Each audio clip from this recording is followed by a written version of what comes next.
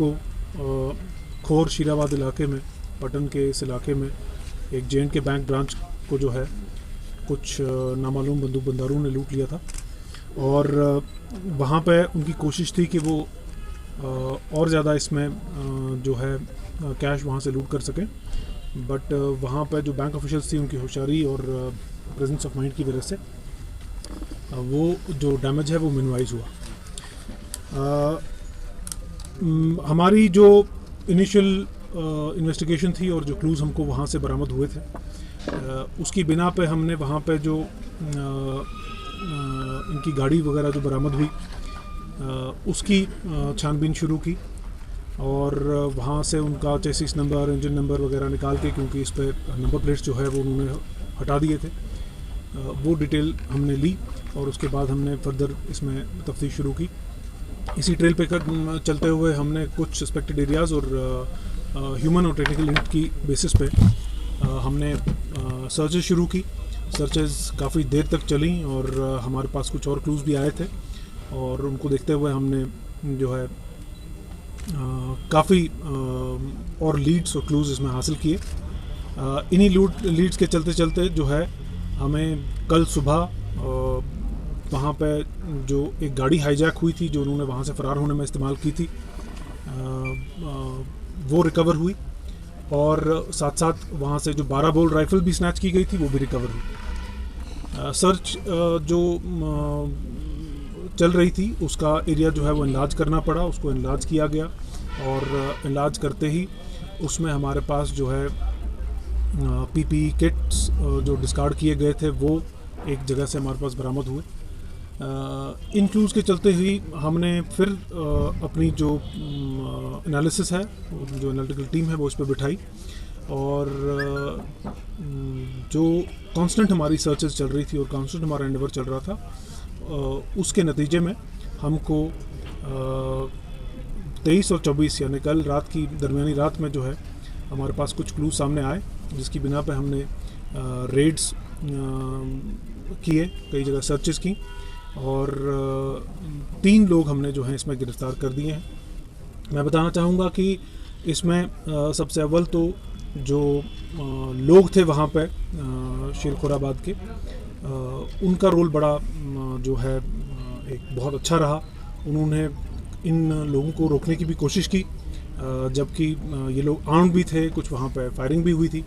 उसके बावजूद लोगों ने बहुत ज़्यादा बहादुरी का मुजाहरा किया और इनको रोकने की कोशिश की और इनके ऊपर पत्थर भी मारे, जिस वजह से हमें क्लूज़ लेने में भी आसानी हुई। तो ये तो सबसे इम्पोर्टेंट और सबसे पहली बात थी। और इसके अलावा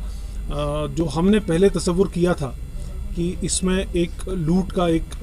जो है सिलसिला चला आ रहा था और साथ में ये उसमें एक कड़ी थी और हमें ये लग रहा था कि लूट का ये एक मॉड्यूल है, लेकिन इसमें जो तफ्तीश में अभी तक हमारे पास सामने आया है ये काफ़ी एक सीरियस टर्न ले चुका है। इसमें हमारे पास इन लोगों की मुलविस ये पाए गए हैं जो पिछले महीने अर्लियर इस दिस मंथ जो एक सिविलियन मारा गया था बड़गाम इलाके में, वो काम भी इन्होंने ही अंजाम दिया था और इनसे जो वेपन रिकवर हुआ है उससे अभी तक ये तस्दीक हो चुकी है। वहाँ पे जो नसीर अहमद खान वालिद गुलाम मोहम्मद खान बूचीपुरा मागाम में जो 11/4 को एक सिविलियन मारा गया था, वो कारनामा भी इन्हीं का है। इसके अलावा ग्रामीण बैंक ओगमुना कुंजर 12 मार्च को, ग्रामीण बैंक पंजीनारा 16 मार्च को, J&K बैंक चांदीपुरा 24 मार्च को और J&K बैंक खुर्शीराबाद 22 अप्रैल को। उससे पहले इन्होंने पेट्रोल पंप एक बड़गाम में 18 फरवरी को वो भी लूटा और वहाँ से भी इसमें इन्होंने जो है वहाँ से कैश रकम बरामद हुए। जो इनका मॉड्यूल है और जब हमने जो इनसे पिस्टल वगैरह वेपन्स रिकवर हुए हैं और जो इनसे एम्युनिशन रिकवर हुआ है उसकी डिटेल हमने ली और जो डिस्क्लोजर सामने आया वो ये आया कि ये लश्कर तोयबा का एक मॉड्यूल था, जहाँ पे इन्होंने एक जो है डेजिग्नेटेड टेररिस्ट है लश्कर तोयबा का यूसुफ डार, जिसको इस कांट्रो के नाम से भी जानता है, और अबरार नदीम, इन दोनों के बेहस्ट पे इन्होंने ये सारे काम किए थे और इनको ये बताया गया था कि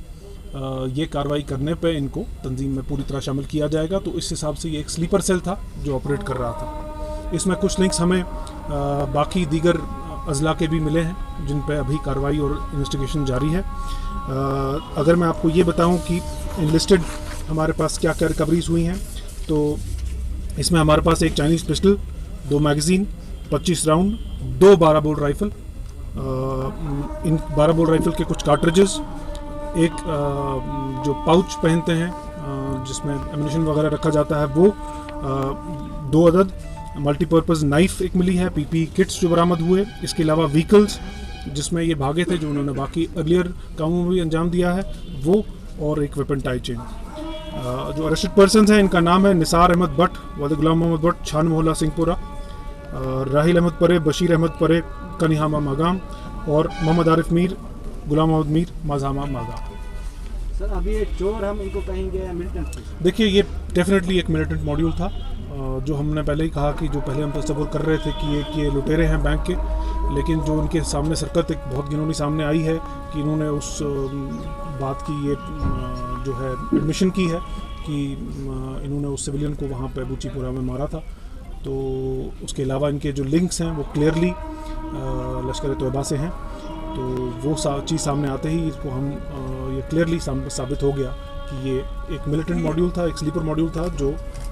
इस एरिया में एक्टिव था। सर कितने केसेस